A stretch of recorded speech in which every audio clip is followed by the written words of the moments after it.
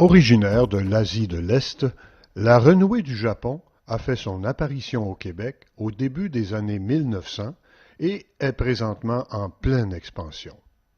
Considérée comme l'un des 100 pires envahisseurs sur la planète, la renouée du Japon doit cette renommée à ses modes de reproduction très efficaces.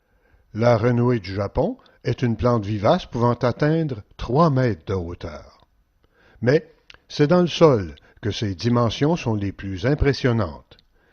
Ainsi, à l'image d'un iceberg, près de 2 tiers de la biomasse d'une colonie se trouve dans le sol en raison d'un réseau de racines souterraines qui s'étend de 1 à 3 mètres de profondeur et jusqu'à 7 mètres de diamètre.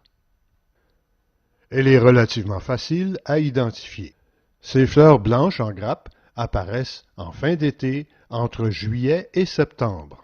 La plante possède une tige rouge et creuse qui lui vaut le surnom de bambou japonais. Les fleurs forment des zigzags caractéristiques sur la tige. Elles ont une forme ovale ou triangulaire et sont droites à la base. Formant des peuplements très denses, cette plante envahit les rives, les milieux humides, les fossés routiers et les milieux ouverts et perturbés, nuit à la biodiversité et peut occasionner des dommages aux infrastructures. Il est important de la contrôler dès que l'on détecte sa présence. On intervient ici au marais de la Rivière-aux-Cerises depuis 5 ans sur la colonie de renouée du Japon. Donc, on a une seule colonie ici au marais qui est située à l'entrée du sentier des étangs. Donc, depuis 5 ans, on réalise sur une base récurrente des interventions.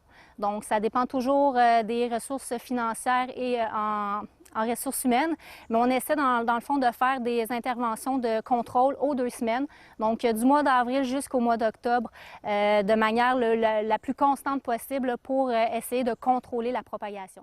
Donc concrètement, lorsqu'on procède à une intervention sur la renouée du Japon, on commence par retirer la toile noire. Donc ça nous permet de voir finalement quels sont les dégâts créés par la renouée du Japon. Donc on extrait manuellement à l'aide de pioches et de pelles tous les petits plants là, qui sont visibles et on va, comme je dis, vraiment en profondeur pour s'assurer de retirer le système racinaire.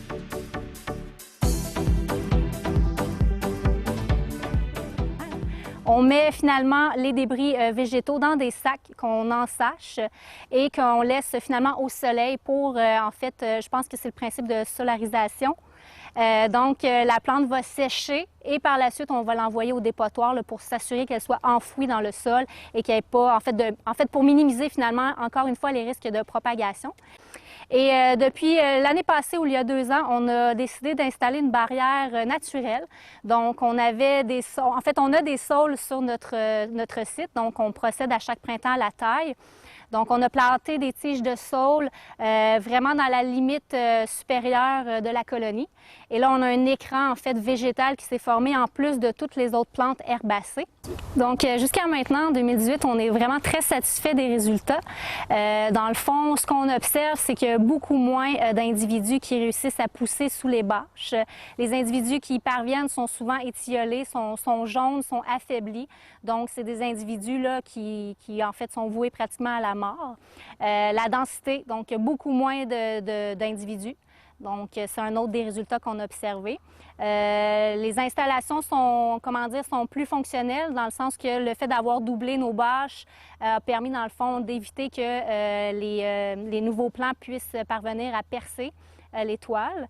Donc, jusqu'à maintenant, je vous dirais que c'est les principaux résultats. Puis on est très content parce qu'au lieu de procéder à des interventions aux 2 semaines, on peut les espacer un petit peu plus. Donc, on parle d'interventions aux 3 semaines, au mois, selon ce que l'on voit lorsqu'on réalise nos visites terrain. C'est vraiment la combinaison de plusieurs méthodes de contrôle qui, selon moi, est responsable de ce succès-là, couplé évidemment à la constance de l'équipe. Donc, c'est pas une mince tâche dans le fond parce qu'on doit, comme je vous dis au départ, réaliser nos interventions du mois d'avril au mois d'octobre à raison d'intervention 2 semaines.